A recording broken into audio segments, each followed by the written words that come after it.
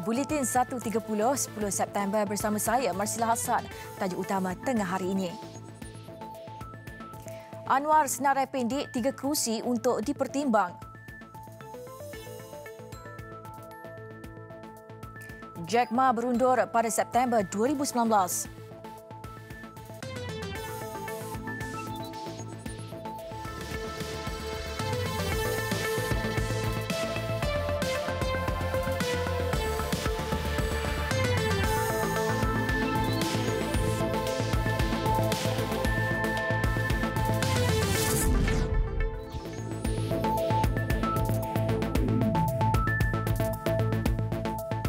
Assalamualaikum dan salam sejahtera. Timbalan Menteri Dalam Negeri Datuk Muhammad Aziz Jaman memecat serta-merta pegawai yang didakwa merakam dari bawah skirt seorang wanita. Beliau mengesahkan bahawa lelaki yang dilihat dalam rakaman video lita tertutup CCTV yang kini tular di media sosial itu adalah pegawainya. Dalam satu kenyataan, Datuk Aziz menegaskan dia memandang serius tindakan individu itu dan menjelaskan ia dilakukan tanpa disedarinya. Beliau juga bertindak tegas terhadap pegawai berkenaan selepas membuat pertimbangan. Tindakan itu turut menjejaskan imej dan kredibiliti beliau selaku Timbalan Menteri Dalam Negeri dan pejabat Timbalan Menteri. Justru Datuk Aziz memohon maaf atas tindakan pegawai berkenaan dan ia tidak ada kena-mengena dengan pegawai-pegawai lain dalam pejabat Timbalan Menteri. Rakaman video tindakan seorang lelaki merakam bawah skirt seorang wanita itu tular sejak semalam. Ia dipercayai dilakukan ketika Datuk Aziz sedang melakukan pemeriksaan mata di sebuah kedai cermin mata di Solaris Duta Mas di Ibu Negara.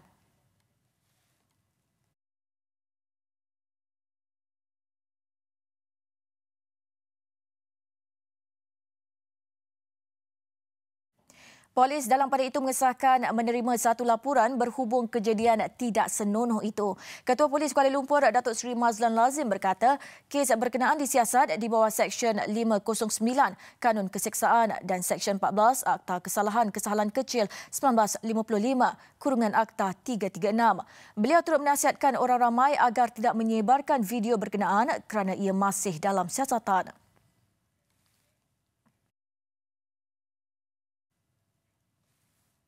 Dalam pada itu, penularan video berkenaan mendapat kecaman daripada masyarakat. Ada yang mendesak tidak cukup sekadar tindakan pecat. Sebaliknya, tindakan mahkamah perlu dikenakan. Perlakuan itu disifatkan memalukan, kotor dan menjejaskan kredibiliti Timbalan Menteri Dalam Negeri. Netizen berpendapat kes seperti ini perlu dikenakan tindakan undang-undang. Sebagai penjawat awam, perkara ini telah merosakkan imej serta menggugat integriti kerajaan.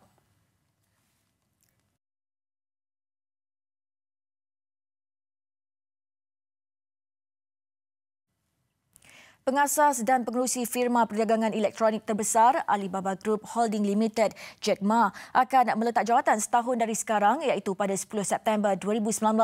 Menurut kenyataan syarikat berkenaan, Ma akan kekal sebagai pengerusi eksekutif selama setahun bagi memastikan peralihan lancar sebelum menyerahkan tugas kepada Ketua Eksekutif Alibaba ketika ini, Daniel Zhang. Beliau juga akan terus berkhidmat dalam lembaga pengarah Alibaba sehingga mesyuarat pemegang saham tahunan syarikat berkenaan pada 2020. Ma sebelum ini melepaskan peranannya sebagai Ketua Eksekutif pada 2013. Bakal penggantinya, Zhang, 46, telah memegang jawatan itu sejak 2015 selepas berkhidmat sebagai Ketua Pegawai Operasi syarikat terbabit.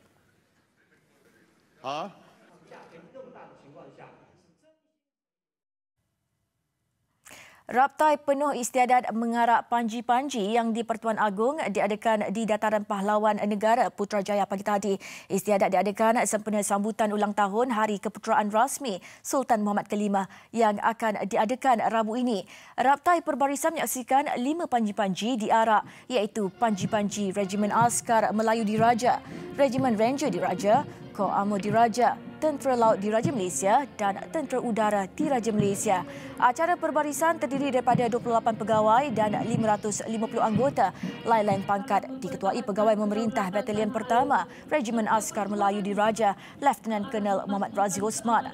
Raptai lebih 1 jam itu turut disempurnakan dengan formasi terbang lintas hormat 5 pesawat helikopter milik ATM yang membawa bendera Jalur Gemilang, ATM, Tentera Darat Malaysia, TLDM dan TUDM. Persiapan dan latihan sempena istiadat ini diadakan sejak 3 September lalu.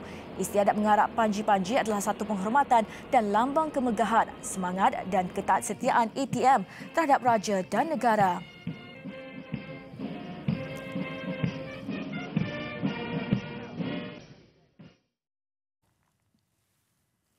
Keputusan berhubung kerusi parlimen mana yang akan ditandingi Presiden Parti Keadilan Rakyat PKR Datuk Seri Anwar Ibrahim akan diumumkan sama ada hari ini atau selewat-lewatnya esok. Menurut Datuk Seri Anwar, ketika ini beliau sudah menyenarai pendek 3 kerusi untuk dipertimbangkan. Kita dah banyak cadangan, jadi kita sekarang khususkan kepada 1, 2 atau 3 kawasan ini, dan mereka minta saya fikir dan bincang dengan orang berkenaan, dan kita akan putuskan dalam masa singkat 1-2 hari ini.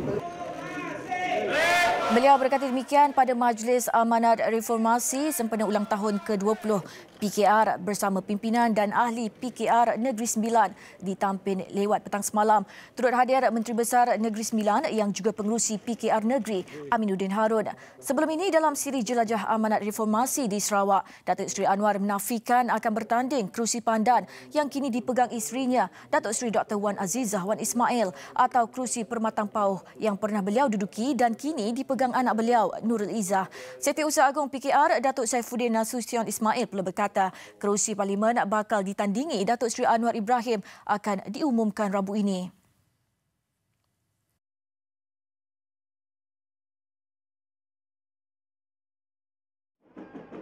Sementara itu, di Majlis Agenda Malaysia Baru di Felda Julai 4 Gemas, Datuk Seri Anwar menegaskan hak Felda akan dikembalikan dalam masa terdekat. Tambahnya, kerajaan perlu membaik pulih kerosakan yang dilakukan oleh kerajaan terdahulu. Saya akui, sekarang ini memang masalah sedikit. Ekonomi, nilai mata wang, masalah hutang, nak bayar pinjaman, kerugian badan-badan kerajaan, rasuah yang kita bongkar, banyak. Tapi saya ingat, sekarang juga saya akan tumpu untuk lihat ke depan bagaimana kita boleh siap untuk baiki dan bawa perubahan di masa depan. Kerana rakyat mahu masalah dia diselesaikan. Reformasi!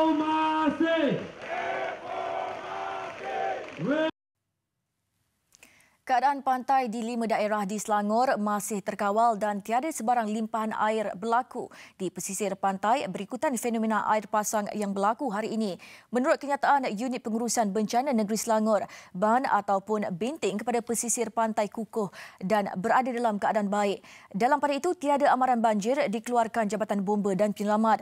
Ketua Bomba dan Penyelamat Zon Kelang, Samsul Ma'arif Saibani berkata, faktor ban yang telah dibaik pulih menyebabkan air pasang tidak melimpah ke kawasan perumahan penduduk seperti yang pernah berlaku pada tahun lalu. Wartawan Syafiqah Damanhuri turut bersama-sama melakukan tinjauan di sepanjang perairan Selat Melaka. Ya Syafiqah, apa yang dapat anda kongsikan melalui tinjauan anda sejak pagi tadi?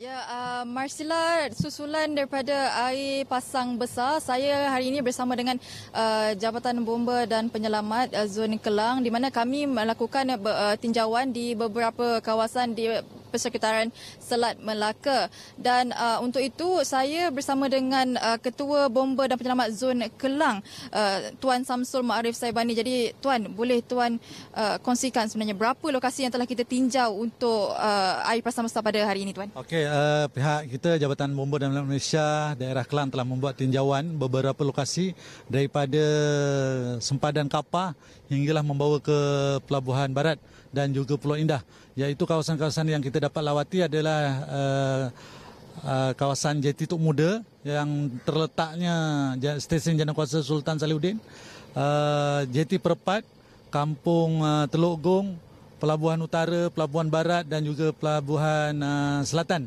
termasuklah juga Pulau Ketam. Jadi perjalanan kita telah mengambil masa dalam 3 jam setengah yang mengambil jarak dalam 25 batu nautika.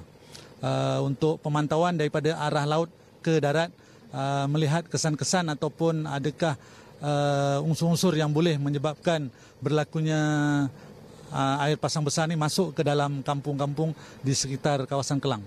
Dan bagi pendapat Tuan, untuk tanda-tanda awal ni, adakah sebarang ancaman yang mungkin ia berbahaya kepada penduduk?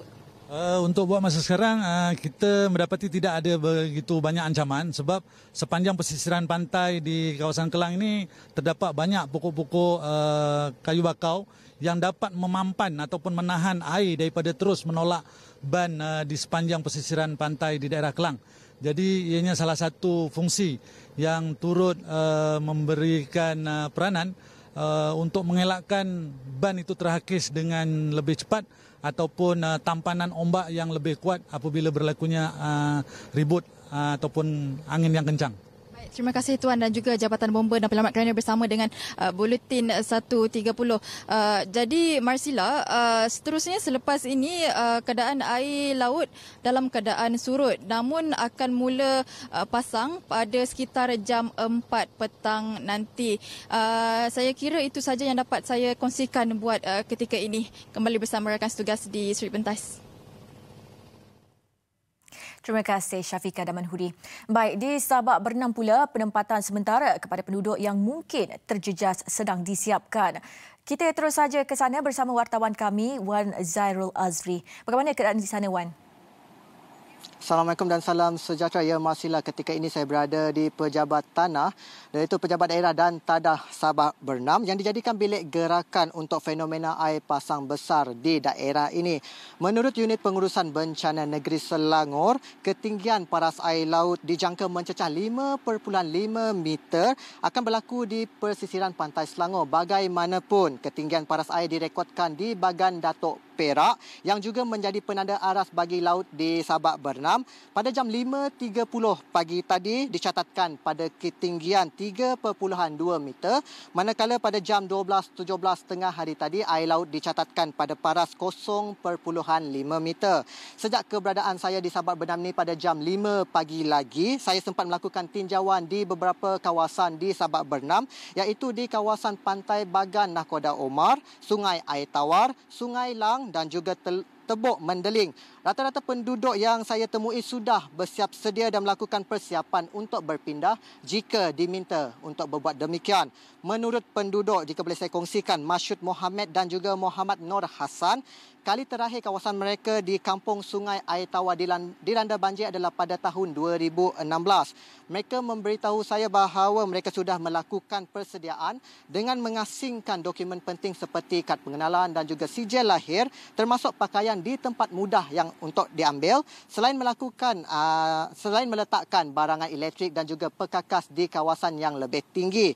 Selain itu, mereka juga berharap ban atau benteng pesisir pantai yang dibina lebih tinggi sejak banjir yang melanda 2 tahun lalu kekal kukuh dan menahan hempasan air pasang besar. Bagaimanapun, mereka sudah bersedia untuk berpindah jika diminta demikian oleh pihak berkuasa. Mengikut sejarah banjir yang lepas, jelas penduduk mereka akan dimaklumkan terlebih awal oleh pihak bomba untuk berpindah. Justeru, mereka tidak berasa pendek jika disuruh untuk meninggalkan rumah masing-masing.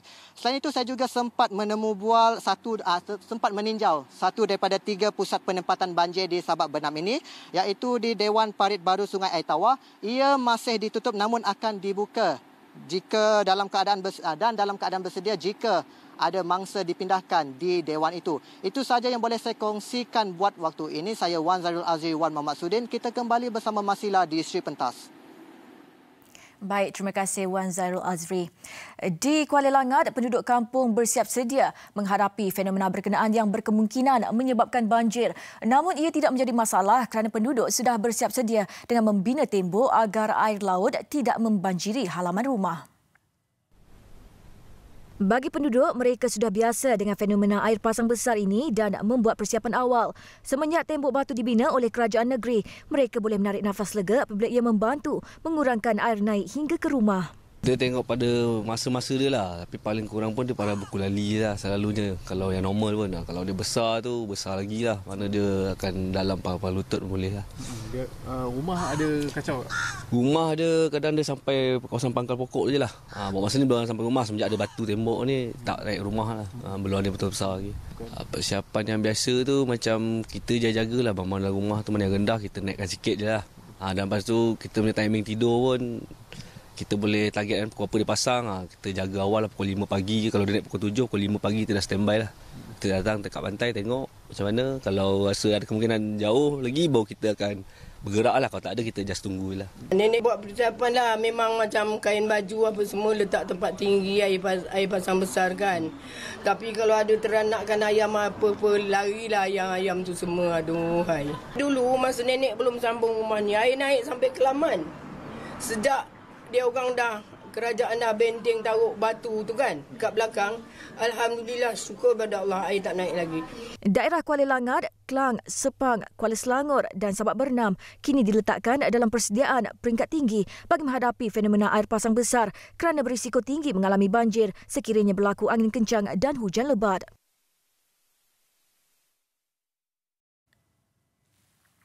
Gara-gara menegur tindakan rakannya memukul seekor kucing, membau padah apabila dia akhirnya mati ditikam bertubi-tubi.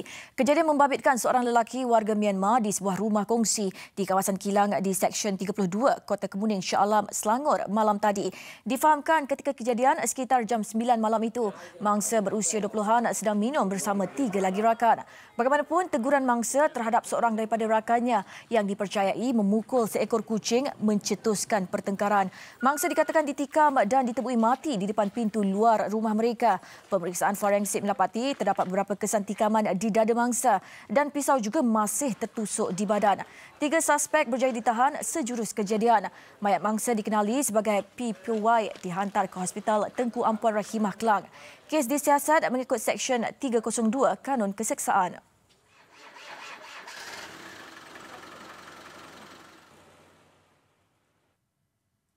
Bermula daripada minat, kemudian bercambah kepada usaha untuk menghasilkan sesuatu yang luar biasa, cantik, menarik dan unik. Minat mendalam sejak kecil mendorong peniaga ikan Mat Jani Mat Amin, 49 tahun yang berasal dari kampung Kedai Buloh, Kota Baru, Kelantan, menghasilkan replika bot menggunakan bahan terbuang.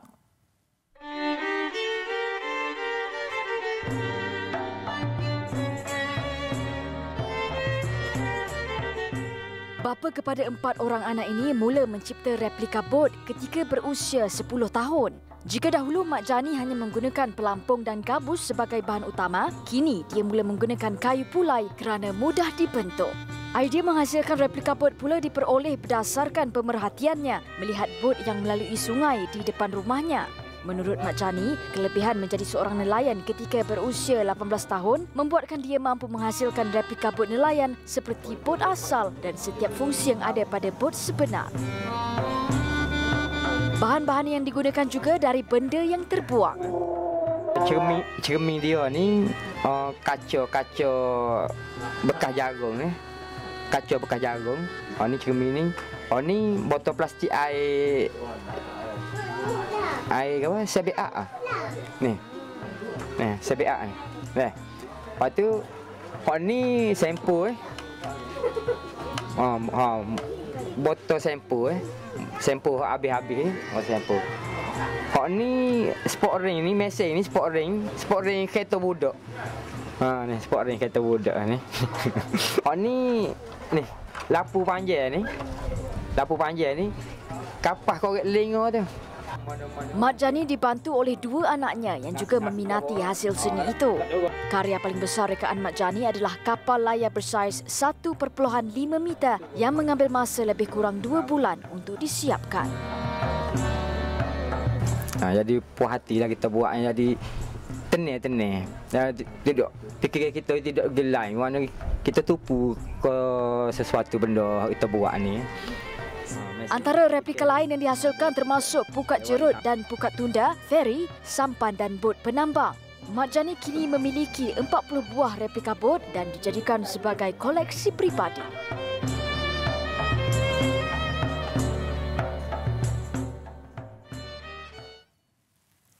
Provim atau Projek Video Malaysia mula diperkenalkan pada 2016 dan pada awalnya hanya menerima sekitar 200 penyertaan.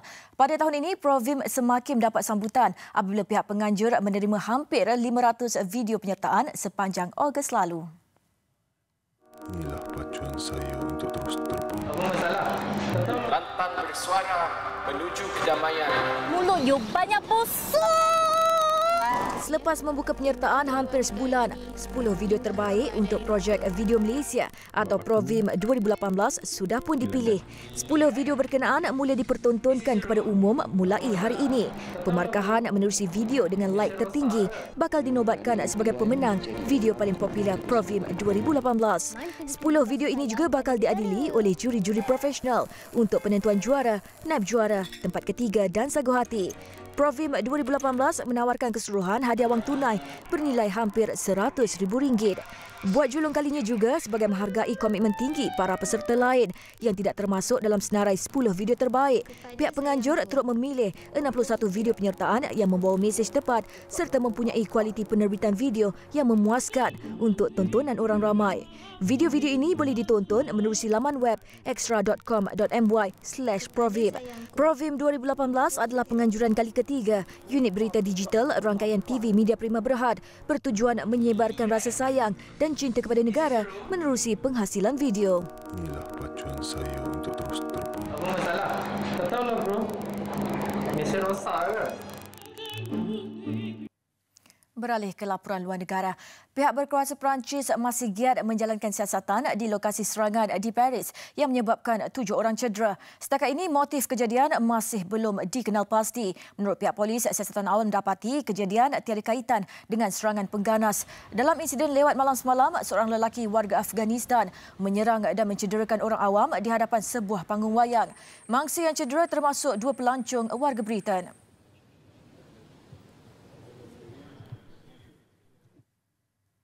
Rusia menuduh Amerika Syarikat melancarkan pengeboman menggunakan fosforus putih di timur Syria ke atas sasaran tentera di kawasan awam. Penggunaan bom fosforus putih itu diharamkan sama sekali menurut undang-undang antarabangsa. Dalam satu kenyataan, jurucakap tentera Rusia, Jeneral Vladimir Savchenko berkata, 2 pesawat F-15ES melancarkan pengeboman kemarin mensasarkan wilayah Hajin di Deir ez-Zor menggunakan fosforus. Serangan turut mencetuskan pertempuran sengit. Tentera Rusia mengesahkan kemungkinan terdapat kematian dan kecederaan tetapi tiada maklumat lanjut. Di Syria, militan Daesh masih menguasai sebahagian wilayah di Deir ez-Zor di antara Sungai Furat dan sempadan Iraq serta kawasan di padang pasir Syria.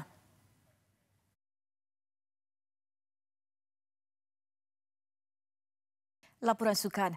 Hanya sehari sebelum upacara pembukaan rasmi Sukan Malaysia SUKMA 2018, pastinya Perak sudah sedia untuk menyambut ketibaan atlet, pegawai dan juga tidak ketinggalan pengamal media yang akan membuat liputan tamasya edisi kali ini. Dan Media Prima menerusi unit berita sukan turut memulakan langkah melepas secara berkumpulan ke Ipoh hari ini. Pelepasan kru Media Prima ke Ipoh pastinya cukup istimewa dengan kesudian Aerocar Sdn Bhd menjadi penaja kenderaan rasmi. 7 buah kereta pelbagai guna SUV terdiri daripada jenama-jenama seperti Mazda, Peugeot dan Haval diserahkan kepada kru pagi tadi. Ia antara lain bertujuan mempromosikan jenama Aerocar itu sendiri sejak syarikat ini mulai aktif Mei tahun lalu. Dan pastinya ia dapat memberikan keselesaan buat kru ketika menjalankan tugas di sekitar Perak nanti. Bagi pihak Aerocar, kami memang teruja untuk bersama-sama menjayakan tamasya SUKMA ke-19 di Perak. Kami harap usaha-sama kami dengan unit sukan Media Prima akan melancar lagi sepanjang liputan untuk peminat sukan tanah air. SUKMA 2018 akan dibuka secara rasminya esok, mempertandingkan 31 jenis sukan yang akan dilangsungkan di seluruh daerah negeri Perak.